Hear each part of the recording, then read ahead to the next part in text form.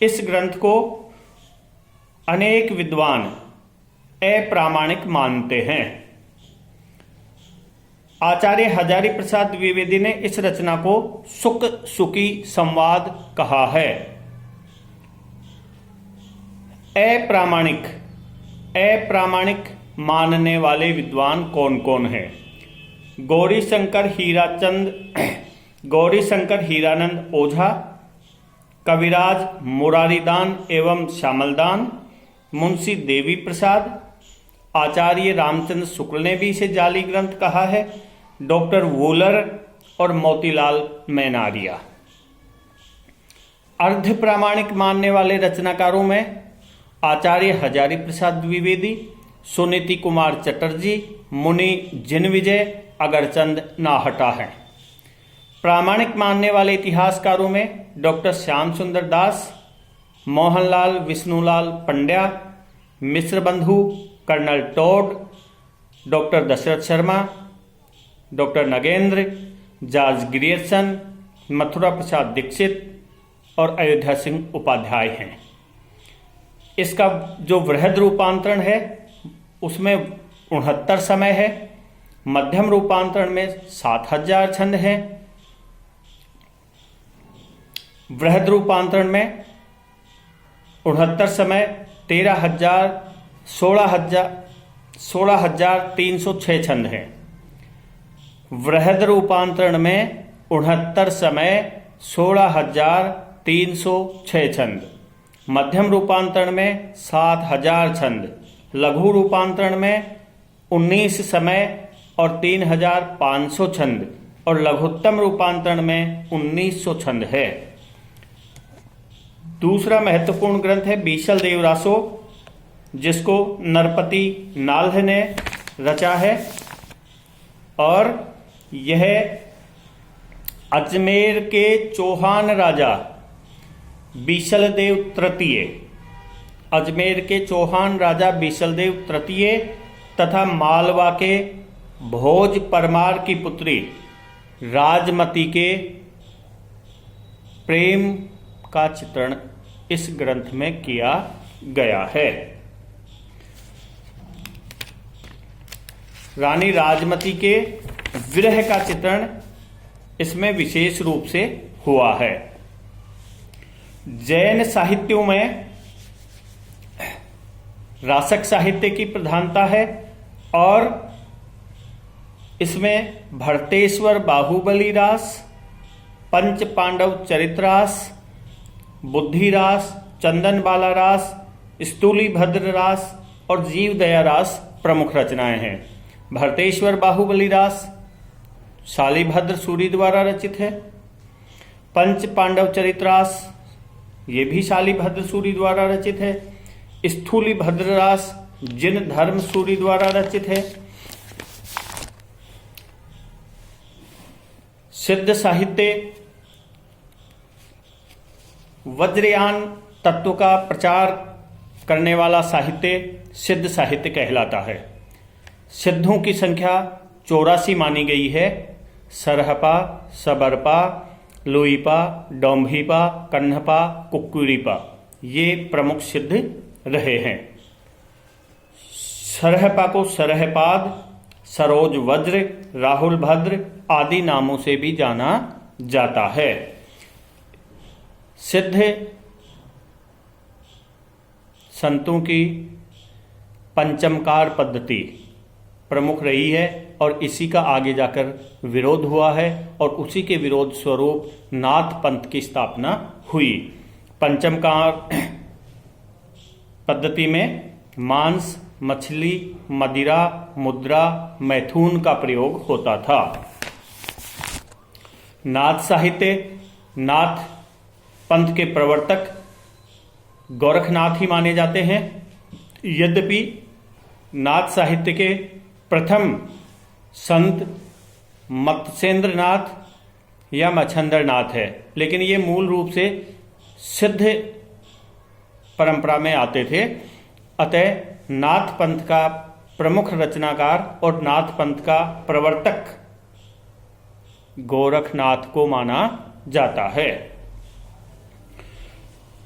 नाथों की प्रमुख संख्या 9 मानी गई है और इनकी प्रमुख साधना पद्धति हठ योग साधना पद्धति मानी जाती है।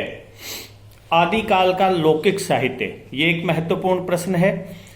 लौकिक साहित्य में की प्रमुख कृतियां ढोला मारूरा दोहा, जिसके रचनाकार कल्लोल कवि या कुशल लाभ कवि माने जाते हैं। ढोला और मारवणी की प्रेम कथा है, राजस्थानी भाषा में लिखा हुआ ग्रंथ है। दूसरे प्रमुख कवि हैं कवि विद्यापति। विद्यापति की पदावली, कीर्तिलता, कीर्ति पताका, ये 3 प्रमुख रचनाएं हैं। अन्य ग्रंथ भी हैं। कीर्तिलता एवं कीर्ति पताका इनकी अवहट्ट भाषा में लिखी हुई रचनाएं हैं और पदावली इनकी मैथिली भाषा में लिखी हुई रचनाएं हैं। इन्हें मैथिल कोकिल भी कहा जाता है। विद्यापति को अभिनव जयदेव, मैथिल कोकिल और कवि शेखर कहा जाता है। विद्यापति को अभिनव जयदेव, कवि शेखर तथा मैथिल कोकिल के नाम से जाना जाता है। विद्यापति की प्रमुख रचनाएं हैं पदावली, कीर्ति पताका और कीर्तिलता। जयचंद प्रकाश भट्ट केदार द्वारा रचित रचना है। ये भी इस काल की लौकिक साहित्य की एक प्रमुख रचना है। तथा मधुकर कवि द्वारा रचित जय मयंक जस चंद्रिका, ये भी इस काल की प्रमुख रचना है। बसंत विलास इसके लेखक अज्ञात हैं। ये बहुत एक अत्यधिक सैरस और साहित्यिक रचना है। इस रचना के प्रथम संपादक श्री केशवलाल हर्षद राय ध्रुव थे।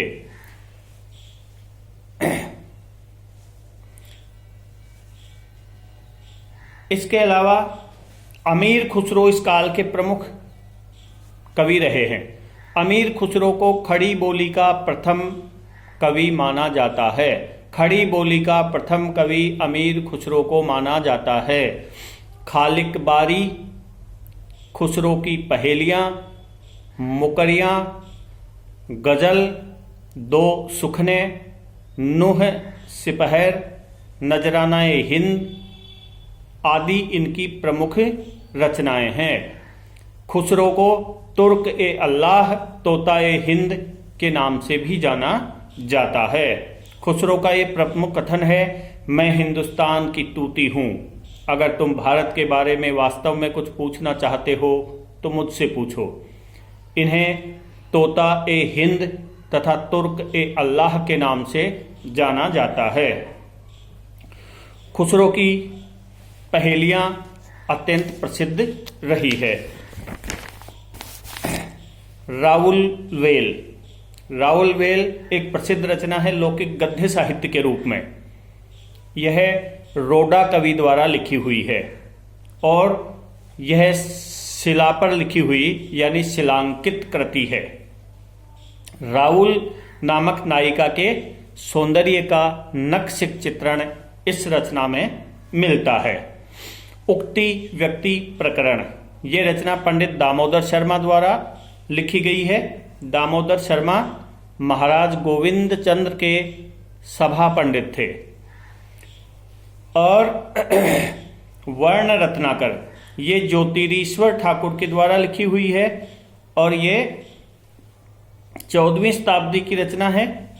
ज्योतिरीश्वर ठाकुर मैथिल भाषा के कवि रहे हैं।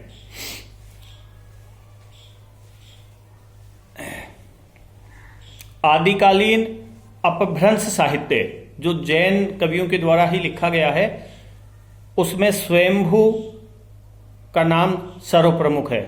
स्वयंभू की रचनाएं हैं पौम चरियु, रिट्ठणेमी चरियु, स्वयंभू छंद और पंचमी चरियु। इसके अलावा धनपाल की एक प्रमुख पुस्तक रही है जिसका को भविष्यत कहा। धनपाल द्वारा रचित भविष्यत कहा प्रमुख रचना है। स्वयंभू को अपभ्रंश का वाल्मीकि कहा जाता है। स्वयंभू को अपभ्रंश का वाल्मीकि कहा जाता है। दूसरे प्रमुख रचनाकार है पुष्पदंत, जिनकी रचना है महापुराण और ऋणय कुमार चरियु। इन्हें अपभ्रंश का बहुभूति कहा जाता है और अपभ्रंश का वेदव्यास कहा जाता है। पुष्पदंत को अपभ्रंश का बहुभूति तथा अपभ्रंश का वेदव्यास कहा जाता है।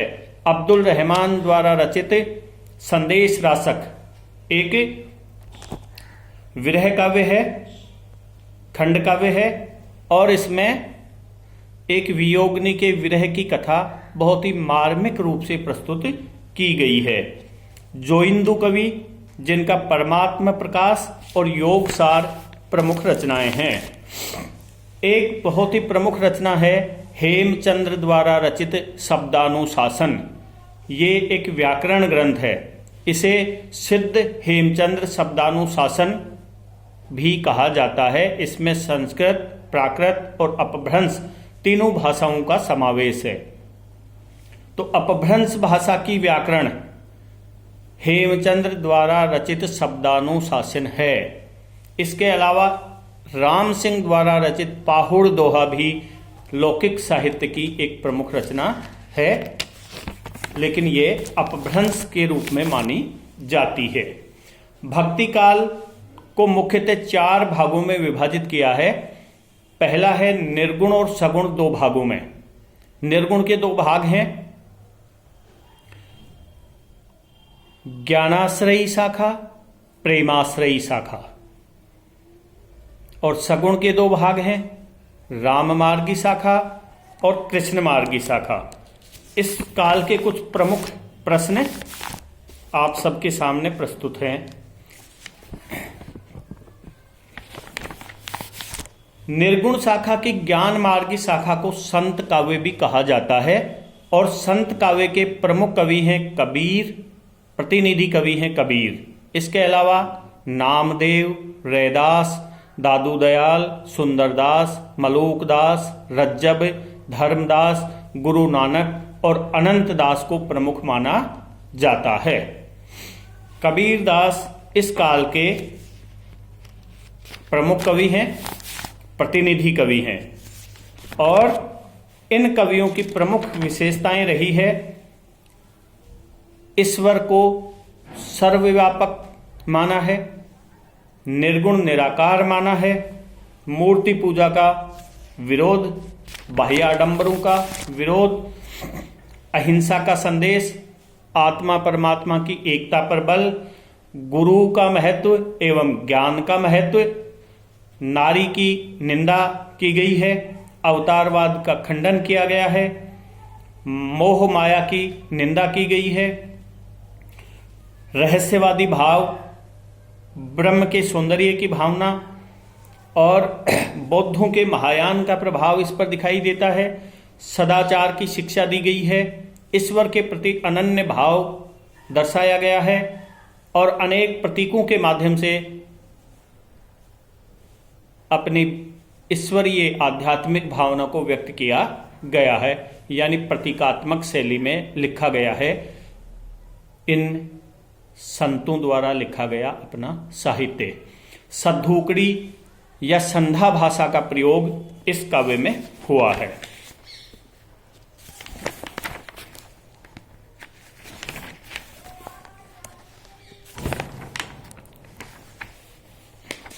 सूफी काव्य धारा, सूफी प्रेमाश्रयी धारा में सूफी काव्य धारा, ज्ञान मार्गी धारा में ज्ञान को प्रमुखता दी गई है और प्रेम मार्गी धारा में प्रेम को महत्ता प्रदान की गई है।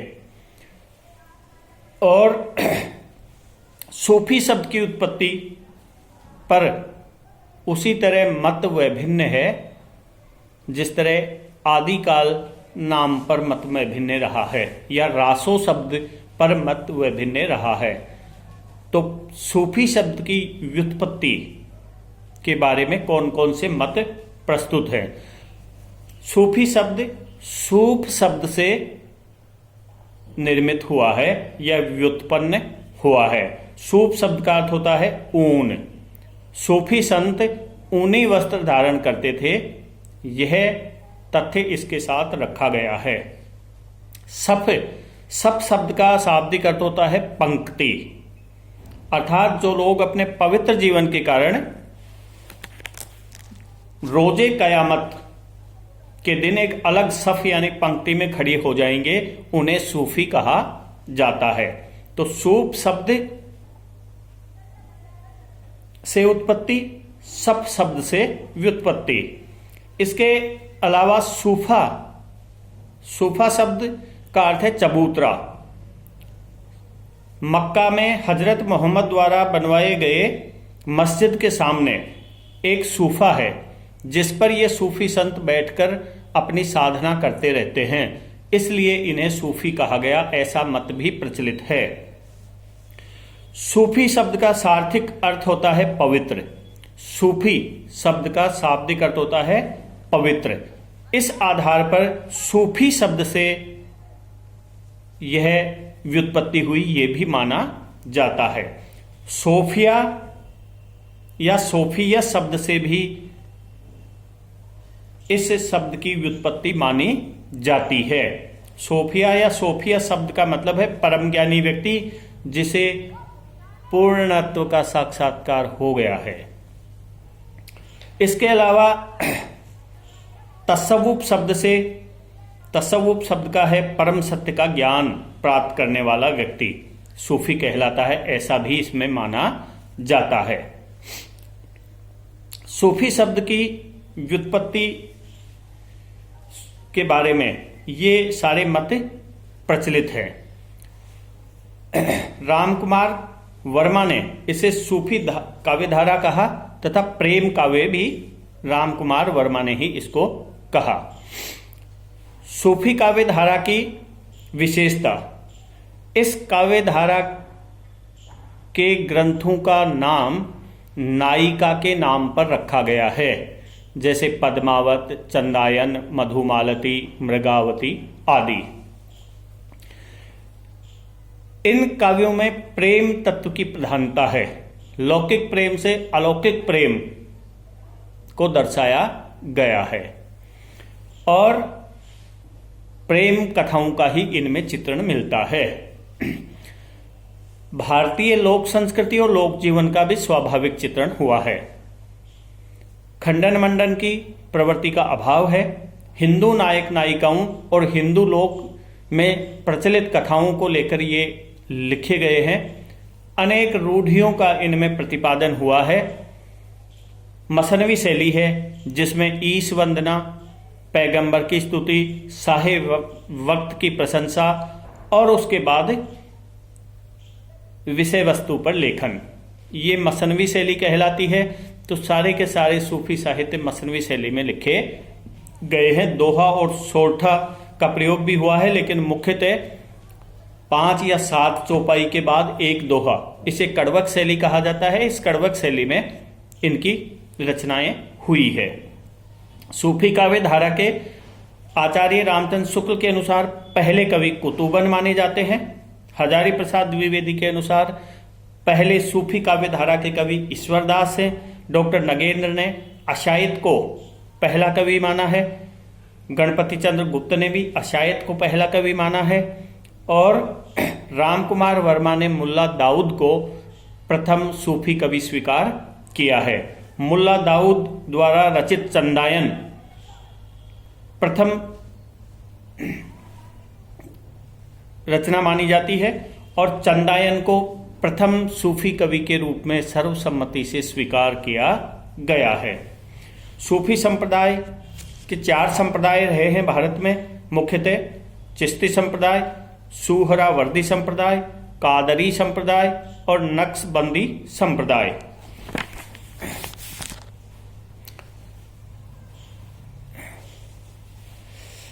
सूफी काव्य धारा के प्रमुख कवि और प्रमुख रचना, इस काव्य धारा की सबसे प्रमुख प्रतिनिधि रचना है मलिक मोहम्मद जायसी द्वारा रचित पद्मावत। जायसी की अन्य रचनाएं पद्मावत के अलावा अखरावट, आखिरी कलाम, चित्ररेखा, कहरानामा और मसलानामा है। जायस में इनका जन्म हुआ, इसलिए इनको जायसी कहा जाता है।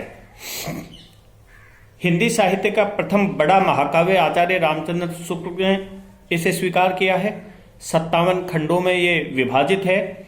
इसमें चित्तौड़ के राजा रत्नसेन और सिंघल द्वीप अर्थात श्रीलंका की राजकुमारी पद्मावती के प्रेम का चित्रण मिलता है। यह प्रतीकात्मक है। चित्तौड़ इसमें तन या शरीर का प्रतीक है। सिंघल द्वीप हृदय का प्रतीक है। राजा रतनसेन मन का प्रतीक है। रानी पद्मावती बुद्धि का प्रतीक है। रानी नागमती सांसारिक बुद्धि अर्थात मायामोह का प्रतीक है। हीरामन तोता गुरु का प्रतीक है। राघव चेतन शैतान का प्रतीक है और अलाउद्दीन खिलजी माया का प्रतीक है। इस प्रकार ये ग्रंथ प्रतीकात्मक ग्रंथ है। इसमें भी इतिहास और कल्पना दोनों का सहारा लिया गया है। सूफी काव्य धारा की अन्य रचनाएं ऐसायत कवि द्वारा रचित हंसावली राजस्थानी भाषा में लिखी गई है। मुल्ला दाऊद की चंदायन अवधी भाषा में लिखी गई है। दामोदर कवि की लखन सेन पद्मावती कथा राजस्थानी में लिखी गई है। ईश्वर दास की सत्यवती कथा अवधी में लिखी गई है। कुतुबन द्वारा रचित मृगावधी अवधी में लिखी गई है। गणपति कवि द्वारा रचित माधवानल काम कंदला ये भी राजस्थानी में लिखी हुई है। मंझन द्वारा लिखी हुई मधुमालती अवधी भाषा में लिखी हुई है। उस्मान कवि द्वारा लिखित चित्रावली अवधी भाषा में लिखी हुई है। ये इस काल की प्रमुख रचनाएं हैं। कृष्ण भक्ति धारा में एक प्रमुख प्रश्न आता है अष्टछाप कवि। अष्टछाप कवि के बारे में एक प्रमुख प्रश्न आता है, जिसके बारे में 8 कवि जो कृष्ण भक्ति में लीन थे और जो बल्लभाचार्य और विट्ठलनाथ के संप्रदाय से संबंध रखते थे। अष्टछाप के कवि उन कवियों को कहा जाता है जो बल्लभाचार्य और उनके पुत्र विट्ठलनाथ के शिष्य के रूप में रहे हैं, उस संप्रदाय से संबंध रखते हैं तथा कृष्ण भक्ति की रचनाएं करते हैं। इनमें 4 कवि